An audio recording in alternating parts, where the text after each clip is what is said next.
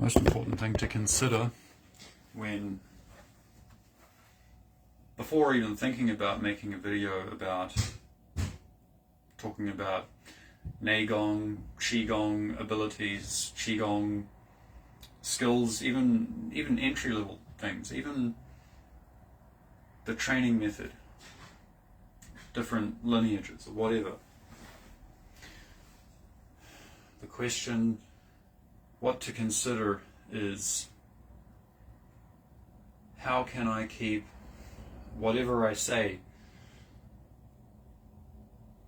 and whatever I'm thinking about or doing or not doing or being aware of or staying empty or open in the way that is the most congruent with the authentic training method that allows someone to really make progress.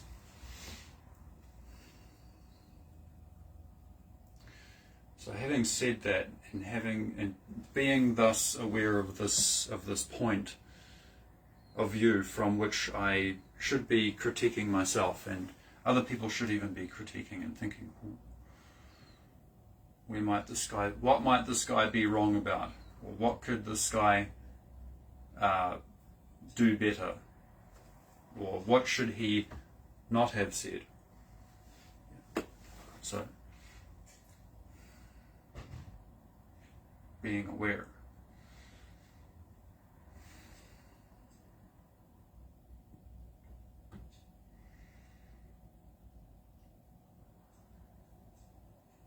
So being thus aware, we can see that there are many people that are starting out energy practice, a Neigong practice, Qigong practice, maybe a Kundalini practice, different type of energy work, but essentially aiming towards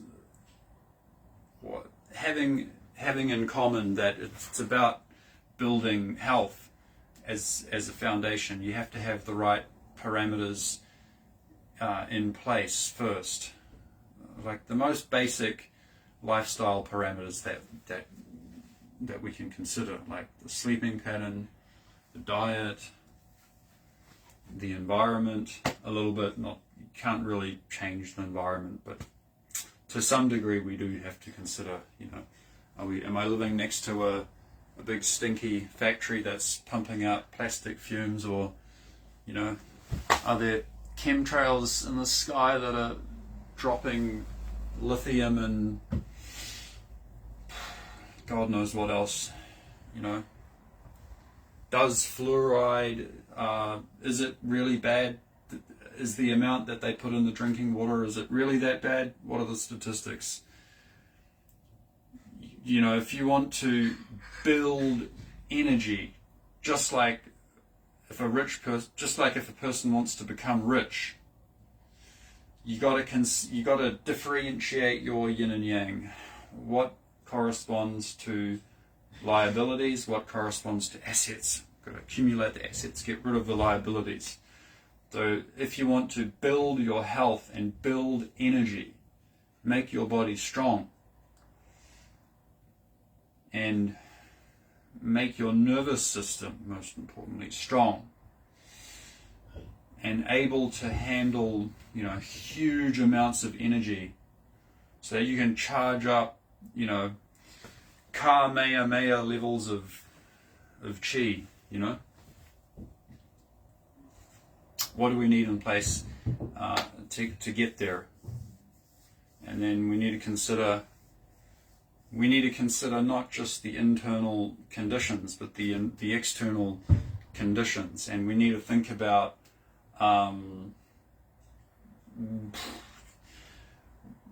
what are people who are more powerful than us, who are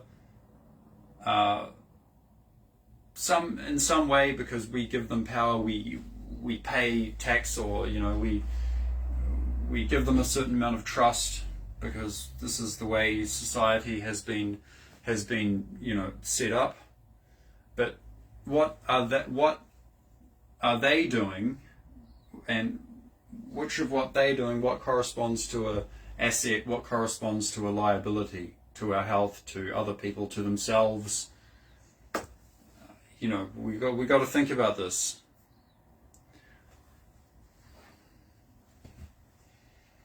We got to think about this, you know.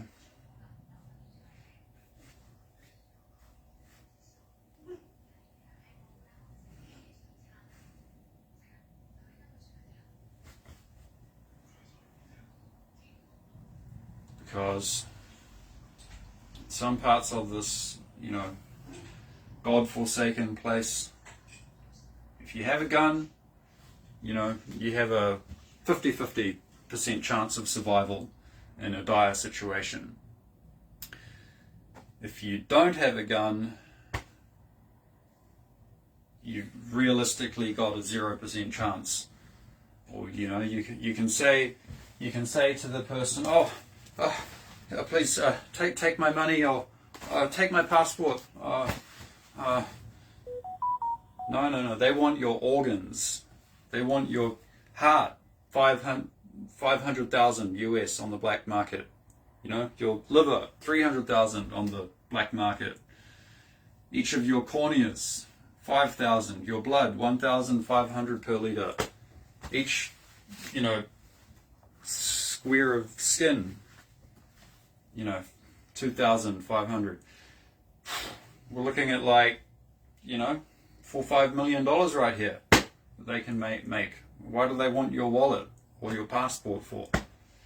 You know, if you have a gun, you have a 50% chance of survival.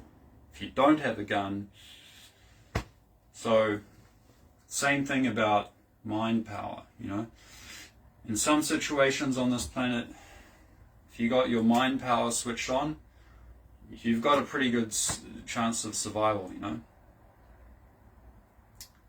If you don't have your health and your chi powered up to Kamehameha levels of destruction, then, you know, you're at the mercy of other people.